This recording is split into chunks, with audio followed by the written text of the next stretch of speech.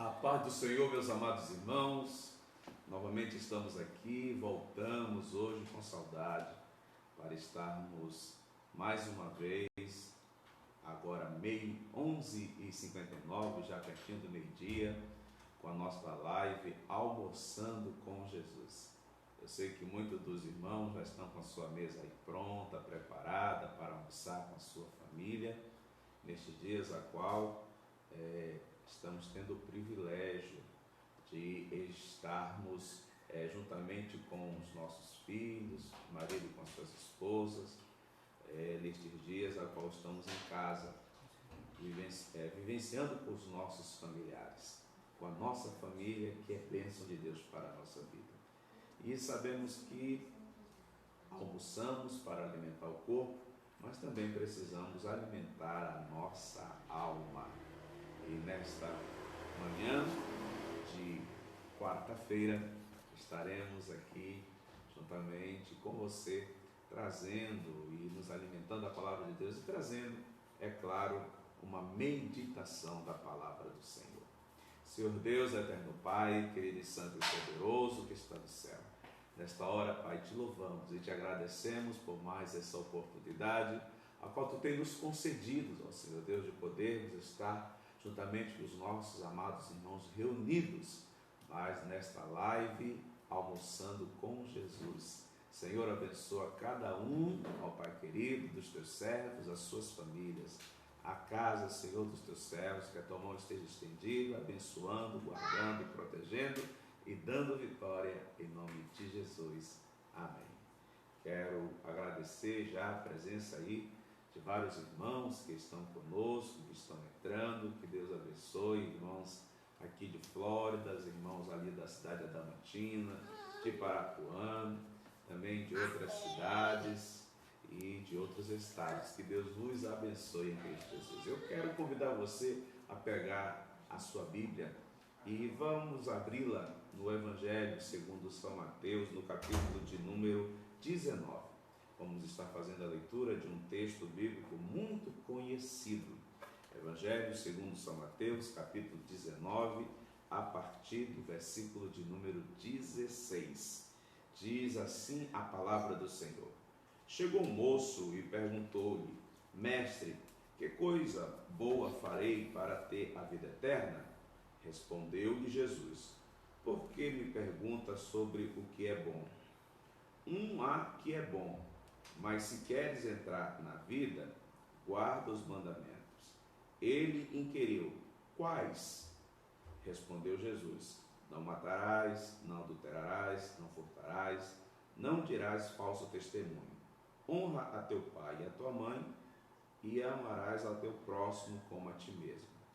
Respondeu-lhe o moço: Tudo isso tenho aguardado, que me falta ainda? Disse-lhe Jesus: Se queres ser perfeito, vai, vende tudo o que tens, dá aos pobres e terás um tesouro nos céus. Depois vem e siga-me. O moço, porém, ouvindo esses preceitos, retirou-se triste, porque tinha muitos bens. Nós temos ouvido muito falar da palavra crise nesses últimos dias, mediante a pandemia que o mundo está enfrentando. Mas eu quero nesta manhã trazer uma reflexão sobre a crise espiritual na vida de um homem, ou na vida do ser humano. A Bíblia Sagrada, ela vai nos dizer que todos pecaram e foram destituídos da glória de Deus.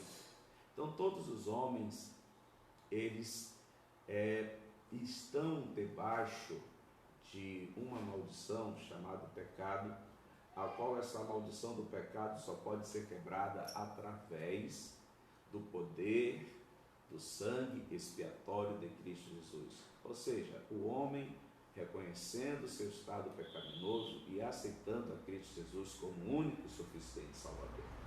Agora, sempre que ouvimos a leitura deste texto sobre o moço de qualidades ou o moço rico, dependendo da tradução bíblica, muitas vezes nós usamos esse texto bíblico para nos falar sobre a salvação. Sim, mas eu quero estar nesta manhã trazendo uma outra visão sobre este moço. Este moço, nós vemos pelo menos que ele se destaca em 3 áreas da sua vida. A primeira é no âmbito material. Ele era um moço rico, ou seja, ele tinha conquistado o bem material, estava estabilizado. Podemos dizer que ele alcançou no âmbito material, conquistou bens materiais e estava realizado nesta área. Também podemos dizer que na área familiar, podemos pressupor, mesmo porque a Bíblia não fala, que ele tinha uma família estabilizada, porque este moço, ele conhecia os mandamentos do Senhor, e há em outro evangelho, diz que ele guardava esses mandamentos desde menino, ou seja, desde que ele se entendia por gente. Então podemos entender que seus pais o ensinaram a andar nos caminhos do Senhor desde a sua meninice. Então podemos dizer que ele também estava realizado dentro do contexto familiar. Ele tinha uma família estabilizada. Também no contexto espiritual, podemos dizer que também ele estava realizado, porque já que ele desde a sua meninice, ele procurava cumprir os mandamentos do Senhor, podemos dizer então que este jovem, ele tinha uma preocupação em agradar a Deus, em fazer a vontade do Senhor. E também ele tinha uma preocupação com a vida eterna. Preocupação essa, a qual fez ele ir até ao Senhor Jesus Cristo. Uma primeira coisa que eu observo aqui é que ele tinha conseguido uma estabilidade financeira, ele tinha uma estabilidade familiar, ele estava tendo uma estabilidade espiritual, mas havia uma dúvida dentro do seu coração. Nós vemos que a conquista material, ela traz um certo bem à pessoa, mas ela não vai satisfazer por completo a vida da pessoa. E isso trouxe uma preocupação. Dentro do contexto cultural da época em que este jovem vivia, a Bíblia vai nos dizer que, ou nos revela, que ele não era casado. E não haveria problema dentro do contexto cultural judaico da época de Jesus Cristo, porquanto ele estava bem sucedido financeiramente, era uma pessoa religiosa, que tentava cumprir os mandamentos do Senhor, e também, é claro, vinha de uma família estabilizada. Mas ele chega até Jesus Cristo e pergunta a Jesus Cristo: o que ainda me falta para que eu possa ter a vida eterna? O que há de bom que eu tenho que fazer para ter a vida eterna? E Jesus Cristo, então, diz para ele guardar os mandamentos, para que assim possa ter a vida eterna. Ele já sabia quais mandamentos deveriam ser guardados, mas ele pergunta a Jesus: quais são? E Jesus então traz a resposta: não matarás, não adulterarás, não furtarás, não dirás falso testemunho, honra teu pai e a tua mãe e ame a teu próximo como a ti mesmo. E ele responde então: tudo isto eu tenho guardado desde a minha mocidade. Nós vemos então que Jesus Cristo diz para ele: falta uma coisa ainda. Queres ser perfeito? Vende tudo o que tem e dá aos pobres, e vem e siga-me. Nós vemos aqui que esta palavra perfeito, nesse contexto bíblico, a palavra grega é teleios, que tem um significado de completo, finalizado, que foi até o fim. Jesus Cristo está dizendo para este moço de boas qualidades, ou moço rico, que para ele finalizar, para ele ser completo, para ele finalizar e ir até o fim, precisava ali apenas uma coisa: vender o que ele tinha, distribuir aos pobres e segui-lo. Jesus Cristo estava dizendo àquele jovem, estava ali fazendo um convite, o mesmo convite que Jesus Cristo fez a Pedro, Tiago e João, quando eles estavam no barco trabalhando como pescadores. Jesus disse para eles: largue tudo isto, venham, siga-me, que farei vocês pescadores de homem. Então nós vemos que os discípulos ouviram a voz do Senhor Jesus Cristo e seguiram a Cristo Jesus. Jesus estava fazendo o mesmo convite para aquele jovem. Jesus estava dizendo para ele: olha, venha fazer parte do rol dos discípulos, daqueles que estão perto de mim. Há um outro evangelho dizendo que Jesus, ouvindo ele falando que tinha cumprido os mandamentos, o amou. Então nós vemos que Jesus Cristo está convidando para ele participar de algo muito maior, porque o que estava acontecendo com aquele jovem é o que acontece com muitas pessoas até que já aceitaram a Cristo Jesus como Salvador. Eles conquistaram, se realizaram financeiramente, se realizaram no contexto familiar, se realizaram dentro do contexto espiritual, na igreja local a qual ele congrega, mas ele vai ver em certo momento que está ali faltando alguma coisa. Podemos dividir a vida de um cristão, vamos dizer assim, em 3 partes. A primeira parte é aquele que ele recebe, a segunda é aquele que ele celebra e a terceira é aquele que ele compartilha. Nós vemos o apóstolo Paulo falando lá na carta dele aos Efésios, no capítulo de número 2, versículo 8 e versículo 9, dizendo: pois pela graça é que sois salvos, mediante a fé. Isso não vem de vós, é o dom de Deus. Nós vemos que nós recebemos da parte de Deus, pela fé, a salvação da nossa alma. Nós estamos vendo também, nos dias a qual estamos vivendo, que a igreja do Senhor Jesus Cristo, ele está se concentrando, a visão dele está sendo apenas colocada naquilo que ele pode receber de Deus. E a vida cristã não se baseia somente naquilo que nós podemos receber de Deus. Eu tenho falado há alguns dias que Deus, ele não responde necessidades, Deus responde à fé. Ou seja, como se diz, ou como se está escrito em Hebreus capítulo 11, versículo 6, que sem fé é impossível agradar a Deus. Então, nós recebemos de Deus, recebemos a salvação e juntamente com a salvação, as bênçãos e as promessas que nelas estão contidas. Recebemos também, vamos aprender a celebrarmos isso que recebemos do Senhor. Nós vemos no Evangelho de São Lucas, no capítulo de número 22, ali o evangelista nos revelando quando Jesus Cristo institui a Santa Ceia. A Santa Ceia é uma celebração daquilo a qual nós recebemos da parte de Deus através do seu Filho, Jesus Cristo. É tanto que Jesus Cristo, quando ele então está participando da última Páscoa, sendo ele o Cordeiro de Deus que tira o pecado do mundo, ele vai instituir então a Santa Ceia. E ele diz assim: muito desejei celebrar, estar convosco e celebrar convosco a Páscoa.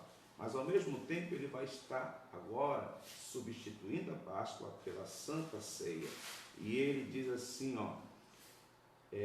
tomando o pão e tendo dado graças, o partiu e disse: este é meu corpo que é dado por vós em memória. Este é meu corpo que é dado por vós, fazei isto em memória de mim. Da mesma maneira, tomando o cálice, disse: este cálice é a nova aliança em meu sangue, que é derramado por vós. Então, quando nós nos reunimos na Santa Ceia, nós nos alegramos, nós estamos celebrando, nos alegrando, festejando com gratidão no coração por aquilo que Deus nos fez. Então recebemos, estamos celebrando. Agora uma terceira coisa que nós devemos estar atentos é também sabermos compartilhar aquilo que Deus tem dado para nós. Estamos vivendo um momento em que as pessoas, volto a falar, estão em pânico, estão com medo, estão desesperadas, estão sem orientação, estão sem saber o que vai acontecer com eles amanhã. Há uma grande preocupação no corações das pessoas das nossas nações. Muitos crentes e outros que não são cristãos. Pessoas que precisam receber aquilo que nós temos, aquilo que Deus deu para o nosso coração. Então, nós devemos compartilhar. Paulo diz que nós fomos salvos não pelas obras, mas fomos salvos para as boas obras. Em Efésios, no capítulo de número 2, no versículo 9 em diante, ele vai dizer assim: pois somos feitura dele, criados em Cristo Jesus, para boas obras, as quais Deus antes preparou para que andássemos nela. Então, nós recebemos, nós celebramos e devemos compartilhar aquilo que Deus tem nos dado. O apóstolo Paulo, em Atos dos Apóstolos, no capítulo de número 20, no versículo 35, a última parte diz o seguinte: coisa mais bem-aventurada é dar do que receber. A riqueza, ou aquilo que Deus tem nos dado, ela só se torna algo bom na nossa vida se nós soubermos compartilhar aquilo que o Senhor Deus tem dado para nós. A paz que nós recebemos de Deus, a alegria que nós recebemos de Deus. No âmbito material, aquilo que Deus tem provido para o nosso sustento se torna completo em nós quando nós aprendemos a compartilhar. Isso é o que Jesus Cristo falou aos fariseus. Todos os mandamentos do Senhor Jesus se resumem em 2 mandamentos: amai a Deus acima de todas as coisas, acima de qualquer coisa, e ame ao teu próximo como a ti mesmo. Quando nós aprendemos a amar o nosso próximo, e amar o nosso próximo não somente com palavras, mas também compartilhando com ele, não somente coisas materiais, mas também espirituais, nós estaremos cumprindo o propósito de Deus na nossa vida. E como Jesus Cristo falou aqui para este jovem rico, ou seja, para que tu seja perfeito, ou seja, para que nós possamos ser completo, devemos aprender também a compartilhar. Devemos permitir Deus nos guiar na nossa vida aqui nessa terra, aprendendo a receber, aprendendo a celebrar e aprendendo a compartilhar aquilo que Deus tem dado para nós. Eu gosto muito daquele hino 141, a qual a estrofe diz assim: guia-me sempre, meu Senhor, guia meus passos, Salvador, tu me compraste sobre a cruz, rege-me em tudo, meu Jesus. Reflita nesta palavra, nesta hora, nesta início de tarde, nesta live, almoçando com Jesus, e coloque em prática aquilo que Deus tem te dado. Ore, sim, é uma necessidade, mas compartilhe com seu vizinho, com seu amigo, com seus familiares, através das mídias sociais, aquilo que Deus tem te dado. Compartilhe com os outros também, para que eles possam receber pessoas que estão aflitas, pessoas que estão tristes, pessoas que estão amedrontadas, em pânicos e com medo. A paz, a alegria as riquezas espirituais que Deus tem depositado na sua vida. Eu quero, neste momento, agradecer a você que esteve conosco aqui, a todos os nossos amados irmãos que esteve conosco, o nosso amado e querido cunhado, pastor presidente ali de Santa Cruz, pastor Gedarias, muito obrigado por estar conosco, um abraço para o senhor e para a irmã Rosana em Santa Cruz do Rio Pardo, e a todos os nossos amados irmãos que estiveram aqui conosco, participando desta live. Que Deus os abençoe em Cristo Jesus. Convidando você que nesta noite estaremos iniciando no nosso culto, Meu Lar, Teu Altar, a campanha de oração, suplicando a Deus para que cure a nossa terra. Então, convide mais pessoas às 18 horas. Estaremos iniciando às 6 horas da tarde. Convide mais pessoas para estar participando desta campanha de oração. Senhor Deus, eterno Pai, querido e santo e poderoso, eu quero te agradecer por estes minutos a qual tu tem nos permitido para, juntamente com os nossos irmãos, estarmos unidos e meditando, nos alimentando da tua palavra. Abençoa, Deus, a cada família, abençoa cada lar, Senhor, guardando, protegendo, livrando de todo mal, livrando da peste perniciosa e abençoando as suas vidas, em nome de Jesus. Amém. Que Deus vos abençoe e eu agradeço a sua presença conosco nesta live, em nome de Jesus. Que Deus os abençoe. Amém.